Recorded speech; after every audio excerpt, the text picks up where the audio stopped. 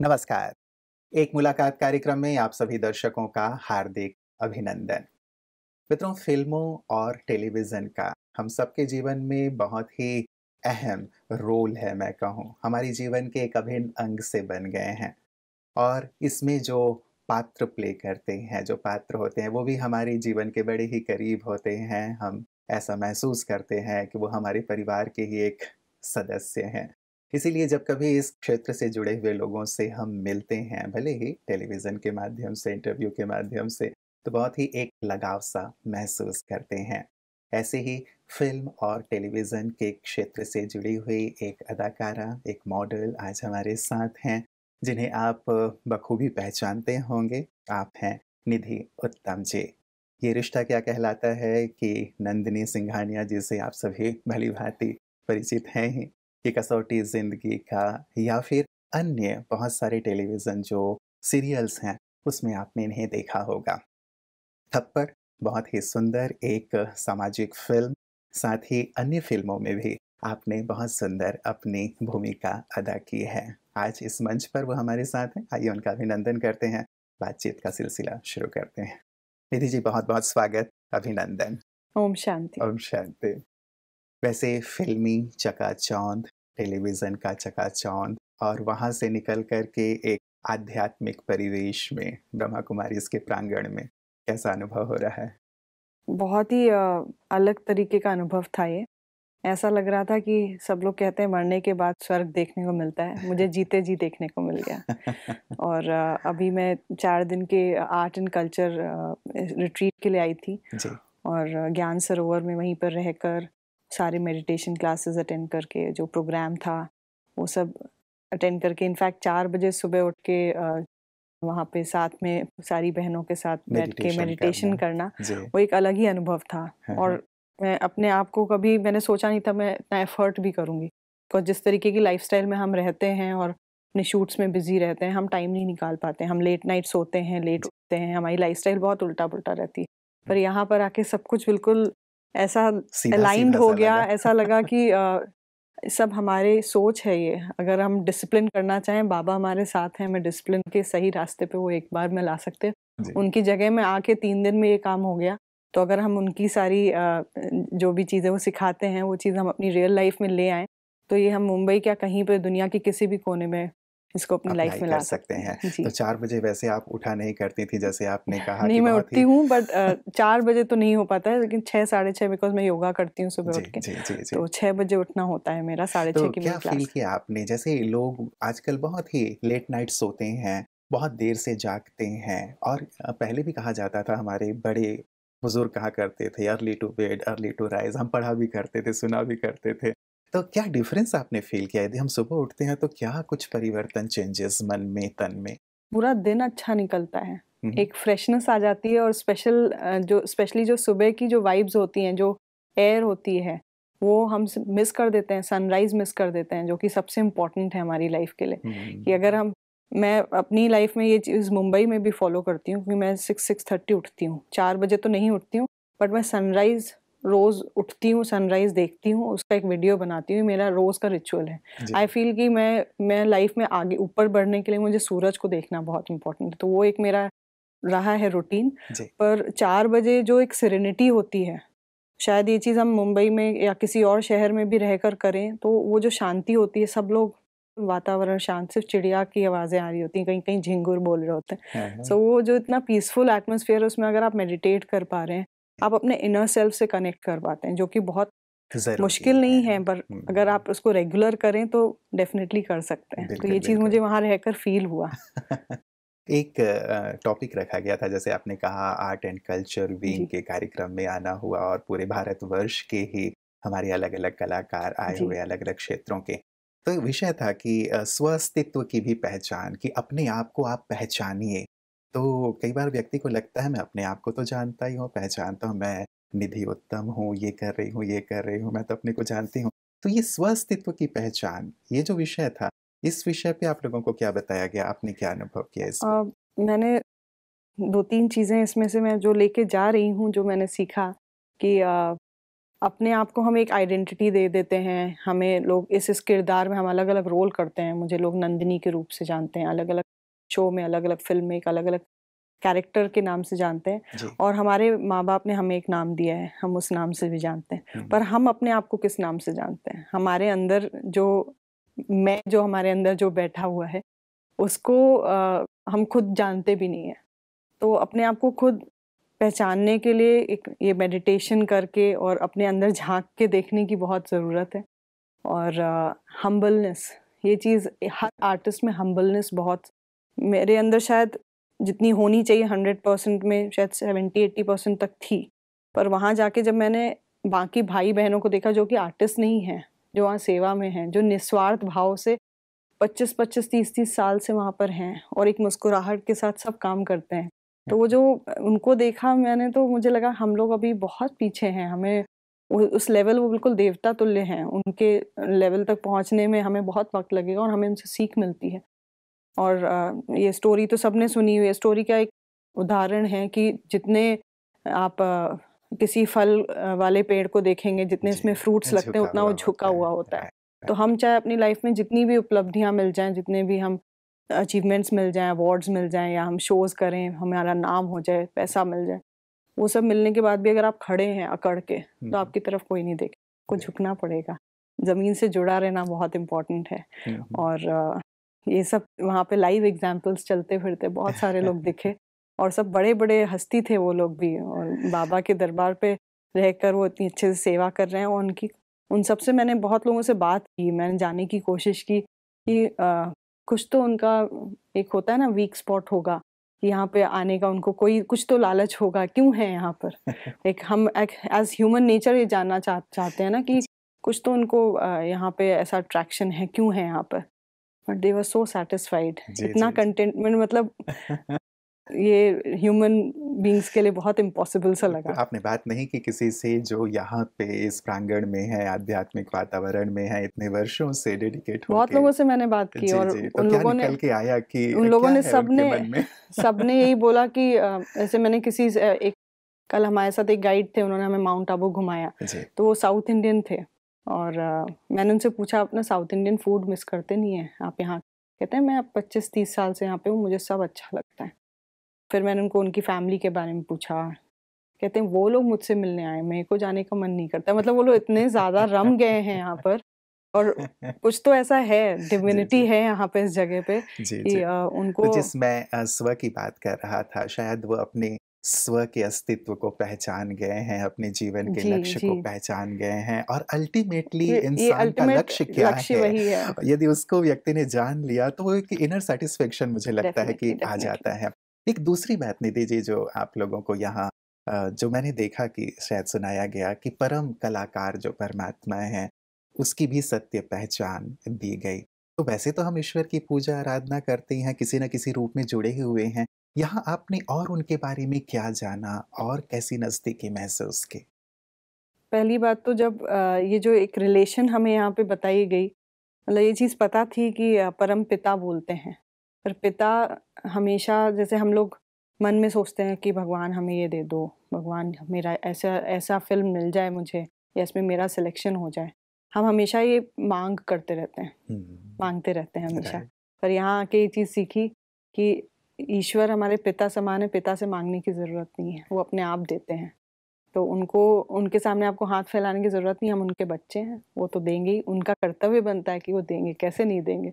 तो जो हक़ फ़ील हुआ कि वो हमारे पिता जैसे हैं, तो हमें बोलने की भी ज़रूरत नहीं, वो तो मन की बात पहचान जाते हैं। जी। तो वो एक रिलेशनशिप फ़ादर एंड चाइल्ड वाली मुझे जो फ़ीलिंग आई, वो बहुत ही ब्यूटीफुल थी एंड मैं उससे और कनेक्ट होना चाहूँगी। जी, जी, जी, जी, बिल्कुल। ये एक संबंध यदि व्यक्ति का जुड़ जाता है, तो एक पिता का साया जिसके सिर पर है, वो तो हमेशा ही और आगे सिक्योर से फ़ील आगे करता है। बिल्कुल और सचमुच माँगने की ज़रूरत नहीं है, ईश्वर तो सब डेफ़िनिटली। कुछ देने वाले हैं जी, ही हैं। जी, जी। तो एक रिलेशन है जो आपने कहा कि अभी जो उनके साथ जुड़ा है, नाता जुड़ा है, कैसे इसे बढ़ाएँगे? कई बार होता है ना व्यक्ति ये कहते हुए पाया जाता है कि भई ठीक है जब हम मंदिर जाते हैं, जब किसी स्पिरिचुअल प्लेस पे जाते हैं, बड़ों से मिलते हैं, आध्यात्मिक लोगों से तो लगता है कि रियली यही लाइफ़ है, हमें इस ओर बढ़ना चाहिए।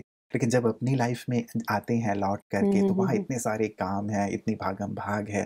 तो लगता है कि अब कैसे इसके लिए वक्त निकालें, आप क्या करेंगे? प्रैक्टिकली उसको अपनी लाइफ में लाने के लिए पहले खुद में चेंज लाना इम्पोर्टेंट है।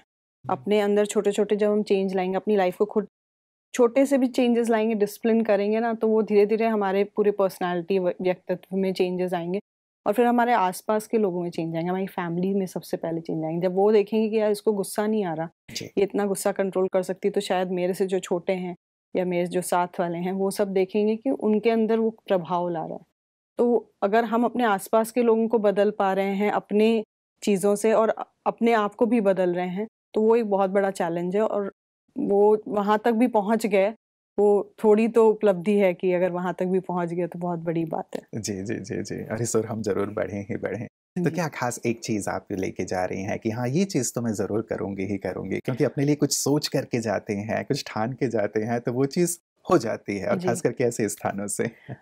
बैलेंस्ड माइंड बहुत इम्पोर्टेंट है। हुँ, जिस चकाचौंध वाली इंडस्ट्री से हम हैं, जहाँ पे पल में चीज़ें बदलती रहती हैं, कुछ नया आ जाता है, कॉम्पिटिशन बहुत है, रिजेक्शंस बहुत हैं और लोग इसीलिए बहुत इमोशनली बहुत हिले हुए रहते हैं कि कभी वो बहुत सैड हो जाते हैं, डिप्रेस हो जाते हैं।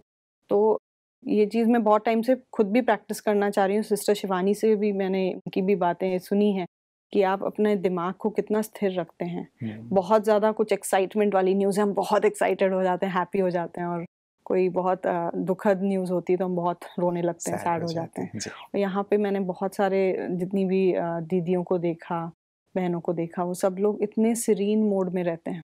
ना उनको गुस्सा आता है, ना वो बहुत ज़्यादा एक्साइटेड होते हैं और ना वो सैड होते हैं। तो वो अचीव करना बहुत डिफ़िकल्ट है। तो वो मैं कोशिश करूँगी कि अपनी डे टू डे लाइफ़ में अपने आप को थोड़ा-सा कंट्रोल करूँ इन सब चीज़ों में कि अपने माइंड को बैलेंस करना। जी, जी। उसके लिए मैं डेफ़िनेटली यहाँ से ये चीज़ सीख के जा रही हूँ हाँ, हाँ। और दूसरा पॉइंट हम्बलनेस जैसे मैंने पहले जी, जी, बताया, आपने पहले वो कहा। भी जी। और सेल्फ डिसिप्लिन। बिल्कुल। क्या ये लगता है निधि जी कि इसके लिए जैसे यहाँ मेडिटेशन आपने कहा कि बहुत ही शांत भाव में सभी हैं, सभी सैटिस्फाइड हैं।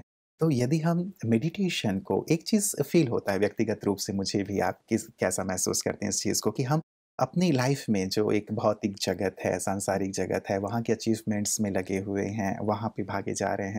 लेकिन अपने आप को जो वक़्त देना चाहिए, मेडिटेशन के लिए थोड़ा वक़्त देना चाहिए या अध्यात्म के लिए थोड़ा वक़्त निकालना चाहिए। ये चीज़ थोड़ी मिसिंग है, ये आ जाए तो ये जो एक इमोशनल बैलेंस की जो बात है, वो चीज़ें जीवन में आ जाएँ। डेफ़िनेटली आ जाए। आज ही मैं ये बात कर रही थी।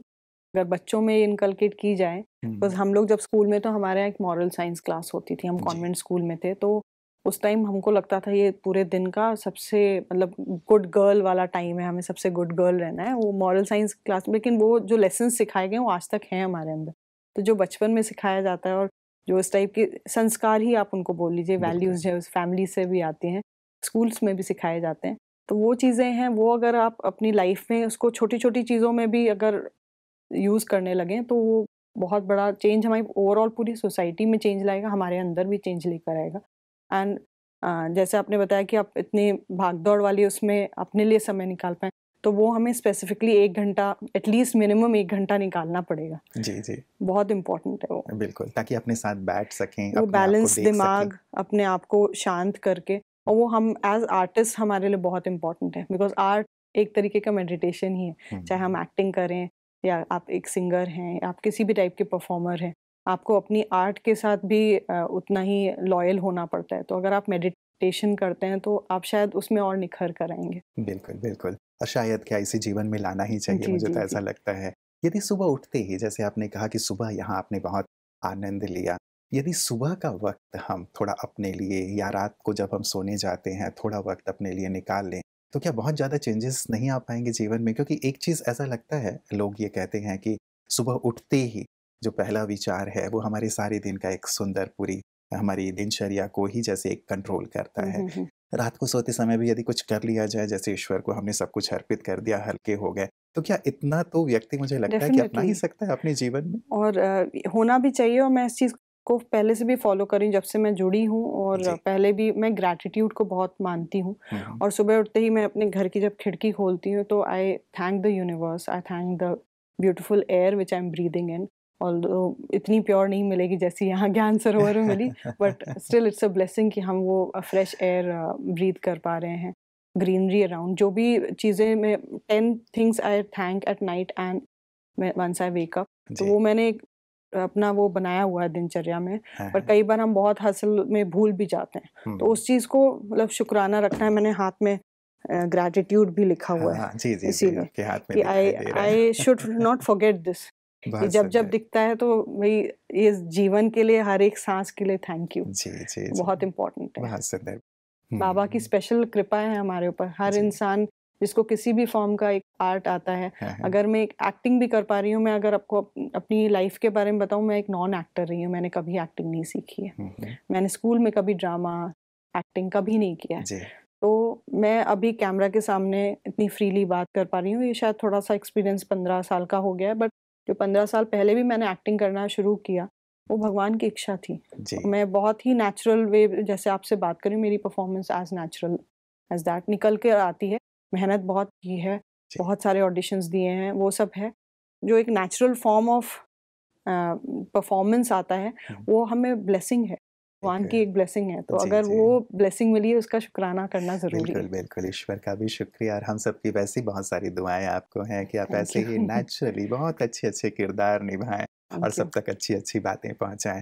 तो जैसे आपने कलाकार की बात कही निधि जी, तो आप लोगों का सम्मेलन ही था कि उत्कृष्ट समाज के निर्माण में कलाकारों का योगदान। आप क्या महसूस करती हैं, कलाकारों का क्या योगदान, कैसा योगदान हो सकता है एक उत्कृष्ट समाज या बेहतर समाज की हम बात करते हैं तो? मैं तो बोलूँगी कि हम आज के ज़माने के सोशल रिफॉर्मर्स हैं। हम सोसाइटी में इतना बड़ा इम्पैक्ट ला सकते हैं। हम अच्छा कंटेंट बनाकर, जो भी हम परफॉर्म करते हैं, स्क्रीन में ऑडियंस देखते हैं, हम उनके लिए एक एग्जाम्पल सेट करते हैं। और मेरी खुद की भी ऐसे एक्सपीरियंसेस रहे हैं, जो मैंने कैरेक्टर्स किए हैं, जिनको देख के लोगों में इन्फ्लुएंस आया, और जब मुझे वो पता चला है तो it was very heart warming. फिर मुझे रियलाइज़ हुआ कि हमारे कंधों में बहुत बड़ी रिस्पॉन्सिबिलिटी है। तो हम कैसा कंटेंट देखते हैं या कैसा कंटेंट चूज़ करते हैं परफॉर्म करने के लिए, एज आर्टिस्ट हमारी बहुत जिम्मेदारी है कि वो हमारी फैमिली देख सके साथ में, और बच्चे देखें और सीखें कुछ अच्छा, मतलब ऐसी चीज़ हो जो एक छाप छोड़ दे। तो वो बहुत इम्पोर्टेंट है। तो एक रिस्पॉन्सिबिलिटी हर एक आर्टिस्ट की है, किसी भी फॉर्म के आर्टिस्ट की है, कि आप ऐसा कुछ क्रिएट करिए। बिकॉज ये मीडिया की भी ज़माना मीडिया के ऊपर है, पूरा लोग पूरे टाइम सोशल मीडिया में हैं। अभी जैसे आप देख रहे हैं कि पूरे टाइम मीडिया में लोग पूरे टाइम इन्वॉल्व रहते हैं, सोशल मीडिया में अपना इतना इनग्रॉस रहते हैं। तो उनको अगर हम कुछ ऐसा कंटेंट दिखाएं, आपका इतना ब्यूटीफुल ऐसे शोज़ आप लोग बना रहे हैं, अगर ये दिन में इंसान आधे 1 घंटे भी देख लेना, तो उसका पूरा दिन में कुछ तो उसका 5% भी जाएगा ना, it will be a very big change to the society. बिल्कुल। और ये तो आधे घंटे के, हम लोग पूरे 24 आवर्स चलाते रहते हैं पीस ऑफ माइंड चैनल, बहुत सारे लोगों से मैंने ये चीज़ सुनी है, और मेरे खुद की फैमिली में, और मैंने भी, हम लोग पूरे कोविड टाइम्स में सिर्फ टीवी ही देखते थे लोग, कुछ करने को नहीं था। तो मैक्सिमम लोगों ने पीस ऑफ माइंड और ये सब चैनल्स में देख के इतना कुछ सीखा है कि आपको जब आप किसी भी तरीके से आप हिले हुए हैं, आपको बिल्कुल अंदर से बहुत उथल पुथल चल रही है, तो आप ऐसा कुछ खोल के आप कंटेंट देखिए, उसी से आपको शांति मिल जाती है। तो बहुत इम्पोर्टेंट है। जी। लेकिन दोनों तरह की चीज़ें हैं निधि जी, आप तो फील्ड में हैं और जानती हैं कि उसमें नेगेटिव चीज़ें भी हैं, पॉजिटिव भी हैं। तो हमारे दर्शकों को क्या कहेंगी आप कि किस प्रकार की चीज़ें, यहाँ भी चयन की बात है। कई बार हम ये कहते हैं कि भाई अब चीज़ें दी जा रही हैं, परोसी जा रही हैं, तो हम देखते हैं, ये तो बनाने वालों की जिम्मेवारी होती है। खैर जिम्मेवारी तो खैर सभी की है व्यक्तिगत रूप से, लेकिन व्यक्ति किस चीज़ का चयन करे, ये अधिकार तो उसके ऊपर है ही। यहाँ इस पे आप क्या कहेंगे? डेफिनेटली जितना आप देंगे, परोसेंगे, ऑडियंस को बहुत सारे ऑप्शंस मिल जाते हैं, कि वो फिर अगर आप उनको 90% नेगेटिव दिखा रहे हैं, 10% पॉजिटिव दिखा रहे हैं, तो वो 10% तक पहुंचेंगे भी कि नहीं, ये बहुत डिफिकल्ट है। तो ये हम सबकी एक टीम रिस्पॉन्सिबिलिटी है, सबकी ग्रुप रिस्पॉन्सिबिलिटी है, कि हम जितने मेकर्स जो प्रोड्यूस कर रहे हैं या जो डायरेक्ट कर रहे हैं, जो लिख रहे हैं, उनकी बहुत बड़ी रिस्पॉन्सिबिलिटी। हम एक्टर्स तो वो करते हैं जो एक्टर्स एंड डायरेक्टर्स लिखते हैं, तो और एक्टर्स की रिस्पॉन्सिबिलिटी बनती है आप वैसा कंटेंट चूज़ करिए। अगर हम रिफ्यूज़ कर दें कि हमें नेगेटिव काम करना ही नहीं है, या हम ऐसा कंटेंट हम शूट ही नहीं करेंगे, तो आप आर्टिस्ट कहाँ से लाएंगे, आप किससे करवाएंगे? तो ये हमारी एक व्यक्तिगत रिस्पॉन्सिबिलिटी भी बनती है कि आप चूज़ करें, बहुत वाइजली चूज़ करें। बिकॉज अगर आप उतने विजिलेंट हैं कि आपको अपनी सोसाइटी के हिसाब से सोचना है, तो बहुत इम्पोर्टेंट है आप कैसा कंटेंट बना रहे हैं। बट हम लोग बहुत ब्लेस्ड हैं कि ऐसे अच्छे कंटेंट भी बहुत हैं। मतलब खराब और अच्छे के बीच की जो एक वो है, वो पेरेंट्स को बहुत ज़्यादा ध्यान रखना है कि बच्चे कैसा कंटेंट देख रहे हैं, बिकॉज अभी सबके हाथ में फ़ोन है, सब लोग यूट्यूब देख रहे हैं। तो अगर आप अच्छा देखेंगे और अच्छा बच्चों को भी बोलेंगे कि अच्छा कंटेंट देखें, तो ऐसी बहुत सारी सीरीज़ भी हैं जो कि आपको इतना इंस्पायर करेंगी, आपकी हिस्ट्री से कनेक्ट करेंगी, वो वैसी चीज़ें भी देखने के लिए हैं। बिल्कुल। तो मतलब एक उत्कृष्ट समाज में ये बहुत ज़रूरी है कि सभी अपनी अपनी भूमिका, जिम्मेवारी समझें कि भाई मैं जो बना रहा हूँ या देखने वाला भी अपनी एक जिम्मेवारी देखे कि हाँ भाई मुझे क्या देखना है। यदि मैं नहीं देखूंगा तो बनाने वाला बनाएगा भी नहीं। और आर्टिस्ट बनाने भी इस वाला प्रकार का चूज करे। देखने वाले की रिस्पॉन्सिबिलिटी, वो ना देखेगा तो उनका टीआरपी नहीं बढ़ेगा, तो वो बनाएंगे नहीं वैसा बिल्कुल कंटेंट। बिल्कुल बिल्कुल। तो हम सब मिलके ही ऐसे उत्कृष्ट समाज ये को पूरा बनाएं। एक ग्रुप एफर्ट है, टीम एफर्ट है। जी जी जी जी। इसमें एक खास सत्र ये भी था कि मेरा क्या योगदान हो इसमें। आप क्या समझती हैं कि मैं कैसे योगदान दे सकती हूँ एक उत्कृष्ट समाज में? क्योंकि मुझे लगता है कि आर्टिस्ट का भी और हर एक जो हम समाज के सभी वर्ग के लोग हैं, सबके सहयोग से ही एक बेहतर समाज का निर्माण हो सकता है, बेहतर संसार का निर्माण हो सकता है। आप क्या योगदान देंगे? मुझे लगता है अपने आप को सुधार के ही मैं योगदान दे सकती हूँ। अगर मैं अपने अंदर ही सेल्फ चेंज लेकर आई, एक सेल्फ लव भी इम्पोर्टेंट है, अपने आप से प्यार करना, अपने आप को खुश रखना, हैप्पीनेस लाना, वो बहुत इम्पोर्टेंट है। हम हैप्पी होंगे तो हम रेडिएट करेंगे हैप्पीनेस, तो वो बहुत इम्पोर्टेंट है।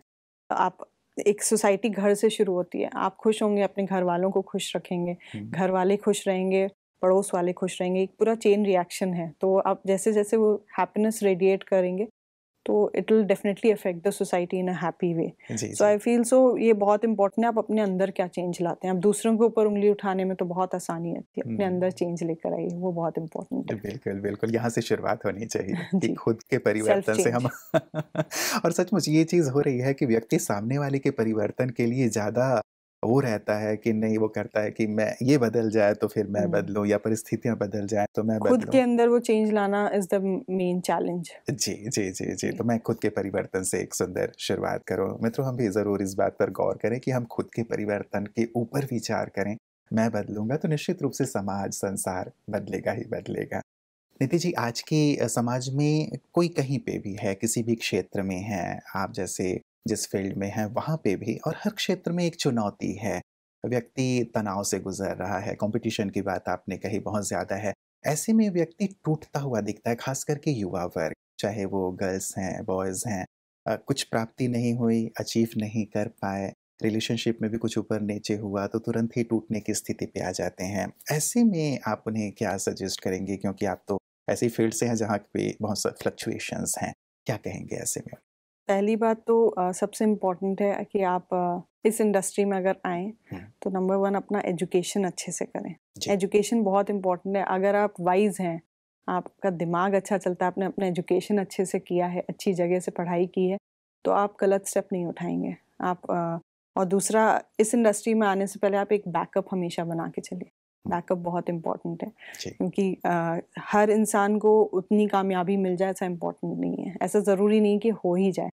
तो ये सब किस्मत का खेल होता है। सब लोग मेहनत करते हैं, लाखों लोग मुंबई रोज़ आते हैं एक्टर बनने के लिए या सिंगर बनने के लिए, डांसर बनने के लिए, जो भी फील्ड चूज़ करते हैं। उसमें से शायद 2% लोग सक्सेसफुल होते हैं और बाकी जो होते हैं वो लोग सैड हो जाते हैं, अपसेट हो जाते हैं।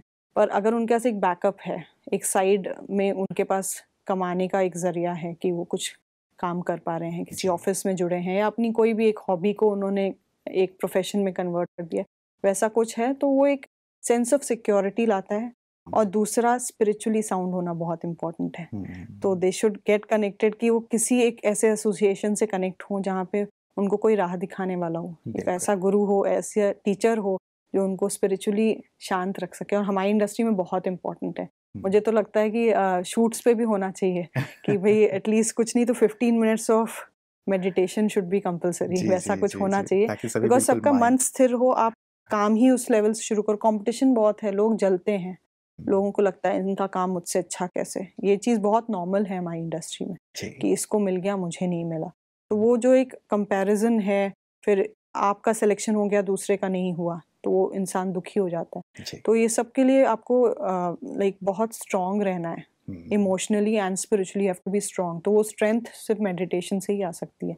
एंड मैं अपने अंदर भी ये चेंजेस लाने की कोशिश कर रही हूँ कि मैं ग्रेजुअली अपने आप को ज़्यादा टाइम दे पाऊँ कि मेडिटेशन में भी, और अपने आप को स्ट्रॉन्ग कर पाऊँ और आसपास के लोगों को भी ये मैसेज पहुंचा पाऊँ कि इट्स वेरी इंपॉर्टेंट। जी जी जी, बहुत बहुत शुक्रिया निधि जी, सचमुच बहुत अच्छा लग रहा है आपसे बातें करते ही रहें क्योंकि बहुत अच्छी अनुभव की बातें और जो हम सबके काम की बातें हैं वो बातें आप अपने अनुभव से हम सब तक पहुंचा रहे हैं। दिल से बहुत बहुत हमारे सभी दर्शकों की ओर से शुक्रिया भी और सभी की ओर से आपको दुआएं भी, शुभकामनाएं भी। आपके आने वाले जो भी प्रोजेक्ट्स हैं, चाहे वो टेलीविज़न के हैं चाहे फिल्मों के हैं, आप ऐसे ही सुंदर किरदार निभाएं, सब तक मूल्यों की सुंदर बातें पहुंचाएं और सबको सुंदर राह दिखाएं। आपको उज्जवल भविष्य के लिए हम सबकी ढेर सारी शुभकामनाएं दिल से। बहुत बहुत धन्यवाद। ओम शांति। ओम शांति। मित्रों, आप थी निधि उत्तम जी। सचमुच कितनी सुंदर बातें जो हमारे जीवन के लिए बहुत बहुत ज़रूरी हैं। किसी भी क्षेत्र में हम हैं, लेकिन अपने आप से जुड़े रहना, ईश्वर से जुड़े रहना, ज़मीन से जुड़े रहना, अपने मूल्यों के साथ, अपनी संस्कृति और संस्कार के साथ जुड़े रहना बहुत बहुत आवश्यक, क्योंकि यही हमें जीवन में सुख, शांति, संतोष और सफलता प्रदान करते हैं। वैसे आप सफल हो भी सकते हैं, लेकिन यदि ये चीज़ें नहीं हैं तो आपको अंदर का संतोष प्राप्त नहीं होता। इसीलिए हम जीवन में आध्यात्म से ज़रूर जुड़ें, अपने मूल्यों के साथ जुड़े रहें और निरंतर आगे बढ़ते रहें। आप सबके लिए भी दिल से यही कामना है कि आप जीवन में हमेशा उत्तरोत्तर आगे की ओर बढ़ते रहें, सफल होते रहें। नमस्कार।